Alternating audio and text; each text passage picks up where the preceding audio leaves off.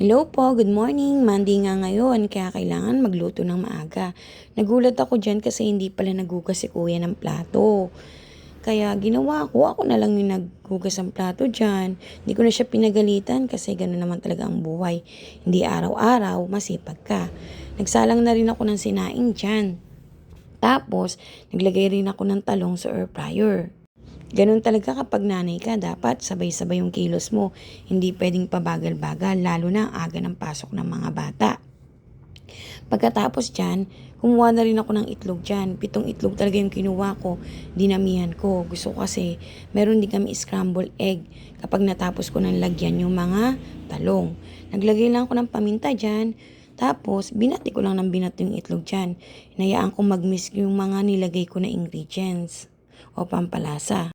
Sa pampalasang nilagay ko dyan, hindi ko alam basta sabi ni kuya 5 spices daw yun. Hindi ko alam kung ano yun, basta kinuha ko lang siya bumili nun.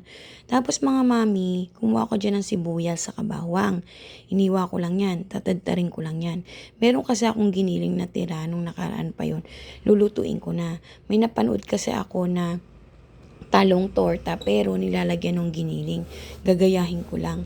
Hindi talaga ako marunong magluto pero kapapanood ko nga, nawiwili ako sa mga nanay na nagluluto, naglilinis, nagagaya ko na rin and feeling ko naman is good naman yon kasi na-apply ko sa buhay ko. Kaya sana kayo din, yung mga lalo na yung mga hindi marunong magluto, may matutunan din po kayo. Yan po, nagsalang na po ako dyan ng sibuyas bawang. Nilagay ko na rin po yung giniling dyan. Tapos haluin ko na lang yan ng haluin. Naglagay din ako ng panimpla dyan. Ganun pa rin, yung 5 spices pa rin ni kuya. Hindi ko alam kung ano yung kasama dun sa 5 spices na yun. Tinakpan ko lang. Tapos yung mga talong, binalatan ko na. Mga mami, paturo naman kung paano ba yung mamili ng magandang talong. Yung talong ko kasi dyan, parang naubos na kumonti na kasi kakatanggal ko. Dami niyang itim-itim.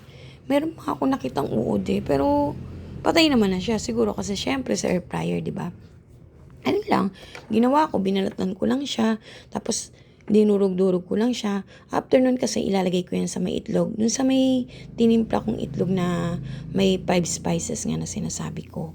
Yun, ibababad ko lang dyan ng konti. Para naman kahit papano, kumapit na yung lasa niya. Tapos, binalikan ko yung giniling na sinalang ko. Nung okay na siya, nilagay ko siya muna sa isang lalagyan. Diyan na rin sa kawali na yan, diyan na rin ako naglagay ng mantika. Diyan ko na rin ilalagay yung talong. Nung mainit na, inilagay ko nga. Tapos nilagay ko rin yung giniling na luto. Para naman kahit papano, mabilis lang siya maluto. Luto yung giniling, hindi siya hilaw, di ba? Babaliktad-baliktarin ko lang yan. Tapos, tatakpan ko. Tapos, ulit-ulitin ko lang hanggang sa matapos na ako dyan. Sana sa totoong buhay, no? Ganyan talaga kabilis magluto. Chares. Pero yun nga, yung tirang itlog na sabing scramble, diyan ko rin yan iluluto syempre. Mindset ba? Mindset. Para konti ugasin. Pero yan, naganda na ako ng baon ni ate. Tortang talong, tapos nilagyan ko lang siya ng brownies dyan. Sana kainin niya yung brownies kasi hindi talaga siya mahilig sa matamis. Ako lang.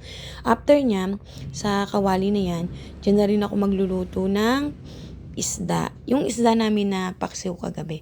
Masarap kasi yung paksiw kapag ka pinirito mo, malasang malasa yan. Yan. Si kuya, hindi ko ninandaan ng pagkain kasi meron siyang sarili. Tinitimbang niya kasi yan. Yun lang. Bye-bye!